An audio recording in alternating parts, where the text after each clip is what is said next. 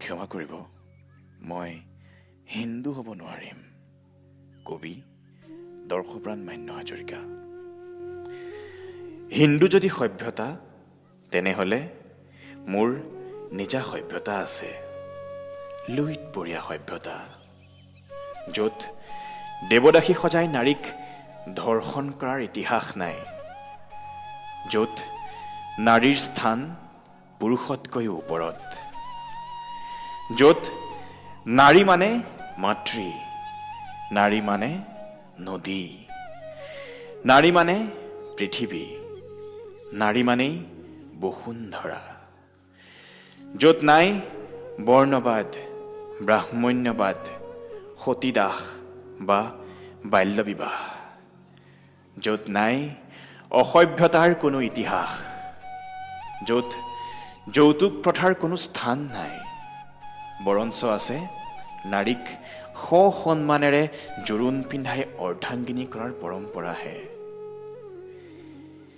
যি সভ্যতাৰে সভ্য মোৰ দেশৰ মানুহক 21 শতিকাটো শৌচ কৰিবলৈ শিকাব লগা নাই, নিশ্চয় আপুনি মোৰ সভ্যতা গ্ৰহণ কৰিব পাৰে।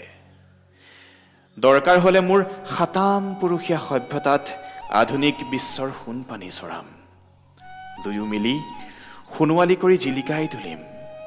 মই পিছে হিন্দু হ'ব নোৱাৰিম, কিয়নো মই স্বাভিমানী অসমীয়া।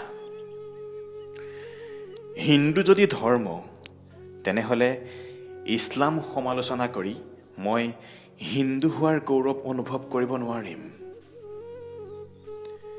যি মানুহক অমানুহ কৰে সি ধৰ্ম, কি ধৰ্ম?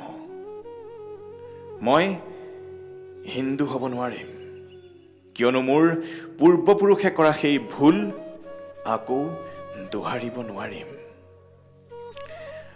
মোৰ অস্তিত্বৰ সংকট চপাব নোৱাৰিম, মই হিন্দু হ'ব নোৱাৰিম। কাৰণ মোৰ বিবেকে মোক মানৱ ধৰ্ম পালন কৰিবলৈ শিকাইছে। তেজৰ প্ৰাকৃতিক ধৰ্ম অমান্য কৰি তেজৰ ভাগ কৰিবলৈ অনুমতি দিয়া নাই। মানুহক, জীৱক, প্ৰকৃতিক ভাল পাবলৈ শিকাইছে মোৰ ধৰ্মই।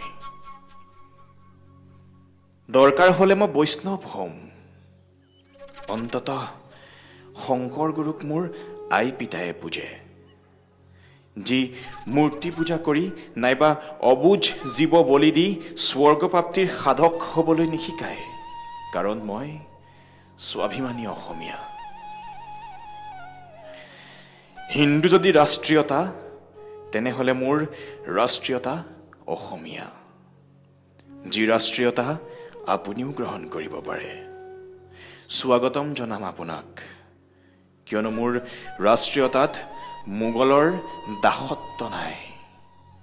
মোৰ ৰাষ্ট্ৰীয়তাত মোগলৰ কোনো অবৈধ সন্তানৰ প্ৰতাপ নাই। আপুনিও হওক অসমীয়া, স্বাগতম জনাম, কাৰণ মই কদাপি সলনি নহওঁ। মই স্বাভিমানী অসমীয়া। হিন্দু যদি জীৱন ধাৰণৰ পথ, তেনেহ'লে ক্ষমা কৰিব, মই হিন্দু হ'ব নোৱাৰিম।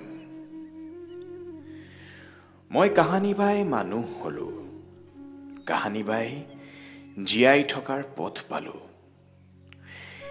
ইয়াত ধুদেও সাজে ধুদৰ আলি, কৰ্মই কৃষ্টি, কৃষ্টিয়েই সংস্কৃতি, সংস্কৃতিয়েই পৰম্পৰা বুলি আদৰিলোঁ। কাৰো কাহি খাব নিশিকিলোঁ, বৰঞ্চ বিলাই দিলোঁ বহুত, আদৰিলোঁ বহুতক। অন্যায় নকৰিবা, অন্যায় নসহিবা, লোভ নকৰিবা, সকলোকে সমানে ভাবিবা আদি। জীৱনৰ আদিপাঠ আয়ে কাহানি বাই শিকাইছিল। গতিকে মোৰ আইৰ পথৰ মই পথিক হ'ম। সময়ে মোক বিজ্ঞান আৰু প্ৰযুক্তিৰ পথত থিয় কৰাইছে। সময়ে মোক প্ৰকৃতিৰ বুকুত বাঁহ সাজিবলৈ শিকাইছে। অন্ধবিশ্বাস জ্ঞাতি হিংসাত ডুব নাযাবলৈ মোক সময়ে বাৰে বাৰে সকীয়াই দিছে, কিয়নো মই মানুহ, স্বাভিমানী অসমীয়া মানুহ।